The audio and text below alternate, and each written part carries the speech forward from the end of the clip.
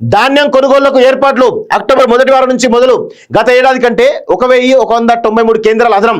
70 లక్షల టన్నుల కొనుగోలు లక్ష్యం ఏర్పాటు చేసిన అధికారులు.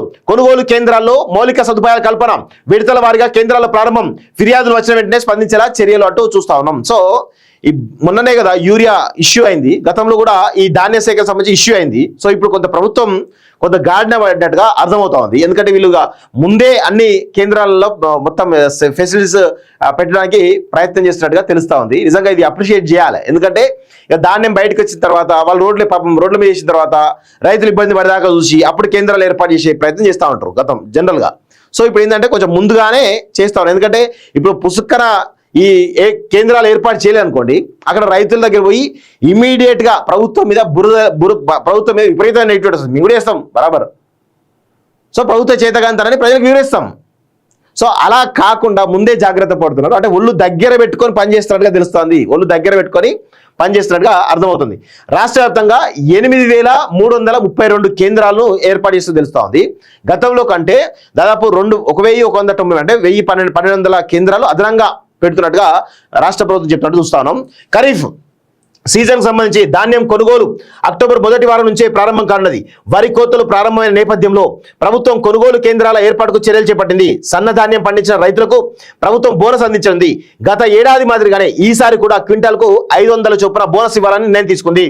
దేశంలోనే తొలి ప్యాడీ డ్రైయర్స్, ప్యాడీ క్లీనర్లను ఉపయోగిస్తున్నారు. ఈ యంత్రాలతో పంట చేతికి వచ్చిన తర్వాత వచ్చే నష్టం రైతులు ఎక్కువగా వాతావరణ పరిస్థితులపై ఆధారపడడం తగ్గున్నాయి.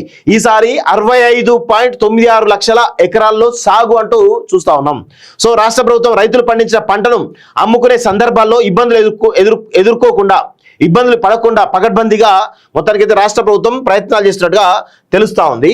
సో దానికి సంబంధించి గతంలో కొనుగోలు కేంద్రాల్లో జరిగిన ఘటనలు దృష్టిలో ఉంచుకొని చెప్పిన గతంలో జరిగిన చాలా సంఘటనలు, సో అవి పునరావృతం కాకుండా ప్రణాళికలు రూపొందించారు. రైతుల సౌకర్యార్థం ఈసారి కొనుగోలు కేంద్రాల సంఖ్యను పెంచారు. గత ఖరీఫ్లో 7139 కేంద్రాలు ఉండగా ఈ ఏడాది 8332 కేంద్రాలు పెంచారు. సో సుమారు 1000 దాకా పెంచినట్టు తెలుపుతున్నారు. సన్న ధాన్యానికి బోనస్ అందించడంతో పాటు సాగు విస్తీర్ణం 39,39,000 ఎకరాల నుంచి 65 లక్షల అంటే దాదాపు 66 లక్షల ఎకరాలకు పెరిగింది. రాష్ట్రంలో ఈసారి 65.96 లక్షల ఎకరాల్లో 159.14 లక్షల మెట్రిక్ టన్నుల ఉత్పత్తి వస్తుందని అంచనా వేశారంటూ చూస్తున్నాం. నిజంగా అంటే సన్న ధాన్యానికి బోనస్ ఇవ్వడం వల్ల, ఆ సన్న వడ్లకి బోనస్ ఇవ్వడం వల్ల సో మొత్తానికి అయితే రైతులు ఎక్కువగా వరి మీదనే ఫోకస్ పెడుతున్నట్టు తెలుస్తోంది. కొనుగోలు కేంద్రాల చర్యలు రకాన్ని బట్టి వేర్వేరు కేంద్రాలు అంటూ చూస్తా ఉన్నాం. సో మొత్తానికైతే చాలా రకాల ఏదైతే ముందస్తు చర్యలు తీసుకున్నట్టుగా తెలుస్తోంది. నిజంగా అప్రిషియేట్ చేద్దాం ఈ విషయాన్ని కూడా.